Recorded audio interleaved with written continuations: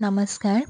आज मु आपण मन संगे शेयर करी गोटे बहुत ही पॉपुलर डिश रेसिपी जोटा कि भगवान महाप्रभु जगन्नाथंकर बहुत ही प्रिय मिठा रसावली आ संग रहिबो किछि टिप्स आ मु होछि अपराजिता मो यूट्यूब चैनल को आपण मानकु स्वागत करूछि।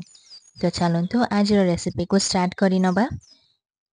एठी रेसिपी पे मु नेछि 2 लिटर फुल फैट मिल्क आदर कोनोसी भी पानी मिसा हैनी। एठी मु प्रथमे आकु गरम करि नेबी। फुल फैट मिल्क रु जो छेनाटा रेडी हुए सेटा बहुत ही सॉफ्ट रेडी हुए आ आपण माने चेष्टा करिवे फुल फैट मिल्क ही नवा पे। तो एठी मु गरम करि नउची। एठी देखंतु क्षीर भी पूरा भल से एठी गरम हेई गलानी। एबे मु क्षीर को छिड़ै नेबी माने छेना एठू छिड़ै नेबी।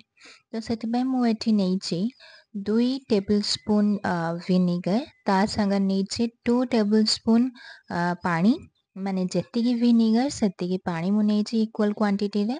आको मु अल्प अल्प करिके एटी फ्लेम टा पूरा हाई माने रखिनी। एटी पूरा फ्लेम टा को लो रे रखिछि। तो एठी अल्प अल्प करिके विनेगर मिक्सचर को देकी मु छेना छिड़े नेबी। आपण माने चाहिले विनेगर जगह लेंबू रस भी नहीं पारिबे बा मार्केट रू भी मिलुथिबा छेना छिड़िया पे भी गोटे पाउडर मिले मार्केट रे सेटा भी आपण यूज करि पारिबे। सेटी पैकेट रे इंस्ट्रक्शंस गुडा माने लिखा हेदो किमिदि कोन यूज करा हुए। तो सेति पई आपण चाहिए सेटा भी यूज करि पारिबे। एटी देखंतु मो विनेगर मो अल्प अल्प देकी एटी भलो से मो छेना छिड़ै नेछि। एबे छेना छिड़ी गलानी। आकु मु गोटे स्ट्रेनर हेल्प रे मु प्रथमे आकु स्ट्रेन करि नेबी माने जेतिके एक्सेस पानी थिबो मु आकु काढी नउची। तापरे मु गोटे स्पैचुला हेल्प रे धीरे धीरे करिकी छेनार जेतिके एक्स्ट्रा पानी थिबो मु ताकु काढी नउची पूरा हल्का हाथ रे। एटी देखंतु छेनार पानी मु काढी नेछि। आपण एटाकू एज अ फर्टिलाइजर भी यूज करि पारिबे गछरे। आपण याकू अट्टा दलिया पे भी नै पारिबे कोनोसी ग्रेवी भी बनै पारिबे। तापरे एठी जो छेना रेडी हेतिला ताको मु भलो से नॉर्मल पानी रे धोई दोछि काइना जेतिकी एक्स्ट्रा खट्टा टेस्ट थिबो माने विनेगर टेस्ट थिबो सेटा माने रहिबोनी छेना रे। सेति पई मु आकु नॉर्मल पानी रे धोई दोछि काइना आगु को ये क्षीर रे रोसी हबको जाउछि। तो क्षीर रे जदी छेना बॉल्स गुडा पकेबी तो क्षीर छिड़ीबार बहुत चांसेस थाए। तो सेति पई मु आकु नॉर्मल पानी रे धोई दोछि। आ मु एठी हल्का करिकी एक्स्ट्रा पानी जो थिबो सेटा को काढी नउछि माने पूरा भलो से पानी काढुनी माने हाथ रे धरले छेना जेमिति पानी फील हुए सेई भले मु स्क्वीज आउट करछि पानी गुडा को।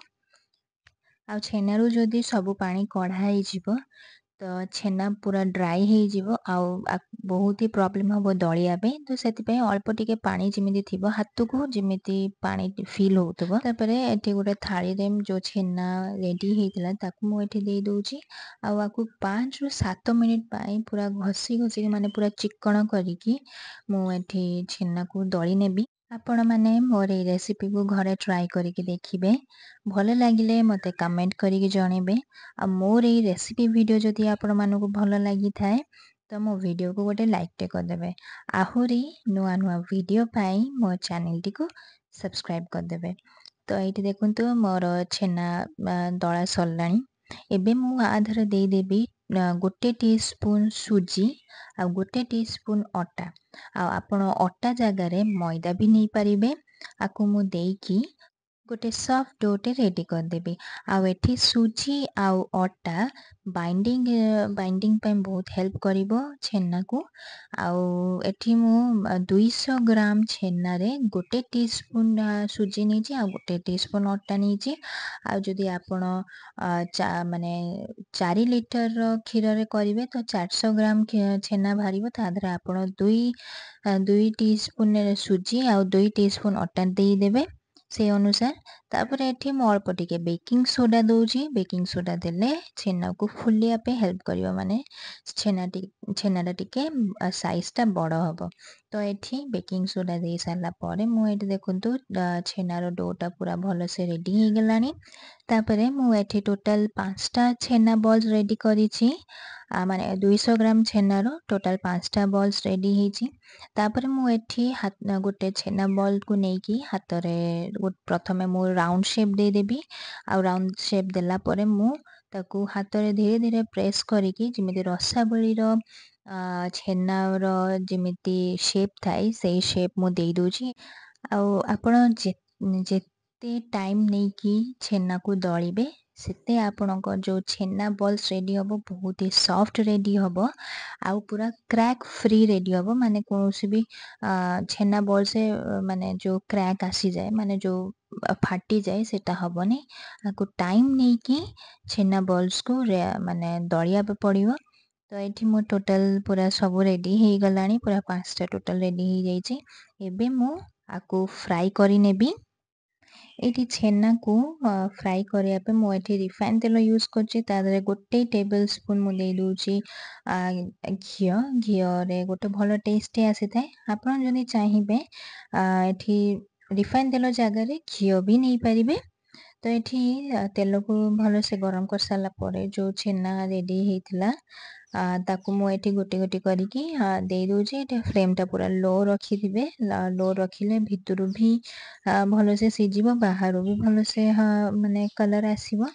ତ ଏଠି ଫ୍ଲେମ୍ଟାକୁ ଲୋରେ ରଖି ଏଠି ଛେନାର ଗୋଟେ ସାଇଡ୍ ହେଇସାରିଲା ପରେ ମୁଁ ତାକୁ ଟର୍ନ କରି ନଉଛି। ଏଠି ଛେନା ବଲ୍ସକୁ ଭଲସେ ଫ୍ରାଏ ହବା ପାଇଁ 5ରୁ 6 ମିନିଟ୍ ଲାଗିବ। ମାନେ ଗୋଟେ ସାଇଡ୍‌କୁ 3 ମିନିଟ୍ ତ ଆଉ ଗୋଟେ ସାଇଡ୍‌କୁ 3 ମିନିଟ୍ ଲାଗିବ। ମାନେ ଟୋଟାଲ ଏଠି 6 ମିନିଟ୍ ଲାଗିବ ଲୋ ଫ୍ଲେମ୍‌ରେ ଫ୍ରାଏ କରିବା ପାଇଁ। ତ ଏଇଠି ଦେଖନ୍ତୁ ପୁରା ଭଲସେ ଏଠି ଫ୍ରାଏ ହେଇସାରିଲାଣି ଛେନାଗୁଡ଼ା। ତାପରେ ମୁଁ ଆକୁ ତେଲରୁ କାଢ଼ି ନେବି।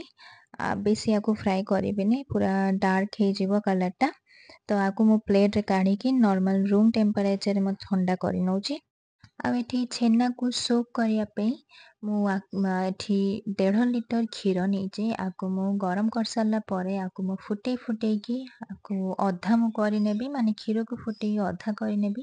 ଆଉ କ୍ଷୀରର ଯେତେବେଳେ ଅଧା ହେଇଯିବ ତା ଟେକ୍ସଚରଟା ପୁରା ଚେଞ୍ଜ ହେଇଯିବ ପୁରା ଗାଢ଼ା ହେଇଯିବ।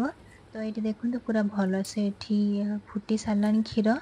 ଆହୁରି ମୁଁ ଆକୁ ଫୁଟେଇ ନେବି। ଏଇଟା କିନ୍ତୁ ଏଇ ପ୍ରୋସେସଟା କିନ୍ତୁ ପୁରା ଲୋ ଫ୍ଲେମ୍‌ରେ ହେଉଛି। ଲୋ ଫ୍ଲେମ୍‌ରେ ରଖିକି ମୁଁ ଆକୁ କ୍ଷୀରଟାକୁ ଫୁଟେଇ ନଉଛି। ତାପରେ ଏଠି ମୁଁ ଦେଇ ଦଉଛି କିଛି କେଶର। ଏଇଟା ହେଉଛି ପୁରାପୁରି ଅପସନାଲ୍। ଆପଣମାନେ ଏଇଟାକୁ ସ୍କିପ୍ ବି କରିପାରିବେ।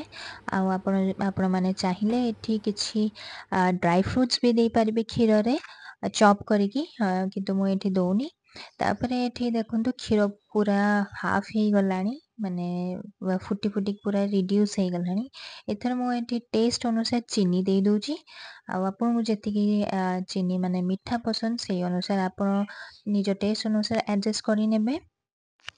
ତାପରେ ଏଠି ମୁଁ 2ଟା ଅଳେଇଚ ଆଉ ହାଫ୍ ଟି ସ୍ପୁନ୍ ପାନମହୁରିକୁ ମାନେ ହେମଦସ୍ତାରେ କ୍ରଶ୍ କରି ନେଇଛି। ତାକୁ ମୁଁ ଏଠି କ୍ଷୀରରେ ଦେଇଦେବି। ଏଟାକୁ ଦେଲେ ଟେଷ୍ଟଟା ଭଲ ଆସିଥାଏ। ତାପରେ ଏଠି ଦେଇ ସାରିଲା ପରେ ମୁଁ ଆଉ ଥରେ ମୁଁ ଏଠି ମିକ୍ସ କରି ନଉଛି। ଏଠି ଦେଖନ୍ତୁ ମୁଁ ଏଠି ଭଲସେ ମିକ୍ସ କରି ନଉଛି। ଆଉ ଏଠି କ୍ଷୀରର ଟେକ୍ସଚରଟା ପୁରା ଚେଞ୍ଜ ହେଇଯାଇଛି। ମାନେ ପୁରା ଗାଢ଼ା ହେଇଯାଇଛି। ଏବେ ମିକ୍ସ କରିସାରିଲା ପରେ ଯୋଉ ଛେନା ରେଡି ହେଇଥିଲା ତାକୁ ମୁଁ ଏଠି ଦେଇକି ଫ୍ଲେମ୍‌ଟାକୁ ପୁରା ଲୋରେ ରଖିକି ଆକୁ କଭର୍ କରିକି 2ରୁ 3 ମିନିଟ୍ ପାଇଁ ପୁରା ସିମ୍ କରିକି କୁକ୍ କରିନେବି। କଲେ ଛେନାର ସାଇଜ୍‌ଟା ଟିକେ ବଡ଼ ହବ ଆଉ ଛେନା ଭିତରେ କ୍ଷୀରଟା ଭଲ କରିକି ସୋକ୍ ହବ। ତାପରେ ଏଠି 3 ମିନିଟ୍ ପରେ ମୁଁ କଭର୍‌ଟାକୁ କାଢ଼ି ନେଇଛି। ତ ଏଇଠି ଦେଖନ୍ତୁ ଛେନା କେତେ ସୁନ୍ଦର ସେ ଫୁଲିଛି। ତାମାନେ ଏଇଟା ପୁରା ଭଲସେ ରେଡି ହେଇଗଲାଣି। ଏବେ ମୁଁ ଗ୍ୟାସ୍ ଫ୍ଲେମ୍‌ଟାକୁ ପୁରା ବନ୍ଦ କରିଦେବି। ଆଉ ଆକୁ ନର୍ମାଲ ରୁମ୍ ଟେମ୍ପରେଚରରେ ଥଣ୍ଡା କରିନେବି। ତାପରେ ଏଇଟା ଆମର ରେଡି ହେଇଯିବ ସର୍ଭ କରିବା ପାଇଁ। ଆପଣମାନେ ଚାହିଁଲେ ଆକୁ ଫ୍ରିଜ୍‌ରେ ବି ରଖିକି ଥଣ୍ଡା ବି ଖାଇପାରିବେ। ତ ଏଇଠି ଦେଖନ୍ତୁ କେତେ ସୁନ୍ଦର ରସାବଳୀ ଆମର ଦେଖାଯାଉଛି। ଆଉ ମୁଁ ଆଶା କରୁଛି ମୋର ଏଇ ରେସିପି ଭିଡ଼ିଓ ଆପଣମାନଙ୍କୁ ଭଲ ଲାଗିଥିବ। ଭଲ ଲାଗିଲେ ଟ୍ରାଏ କରିବେ। ମୋତେ ନିଶ୍ଚିନ୍ତ ଜଣେଇବେ। ଆଉ ମୋର ଏଇ ଭିଡ଼ିଓକୁ ଦେଖିବାରୁ ଆପଣମାନଙ୍କର ବହୁତ ବହୁତ ଥ୍ୟାଙ୍କ ୟୁ। ପୁଣି ଥରେ ଦେଖା ହବ ଆହୁରି ଗୋଟେ ନୂଆ ଭିଡ଼ିଓରେ।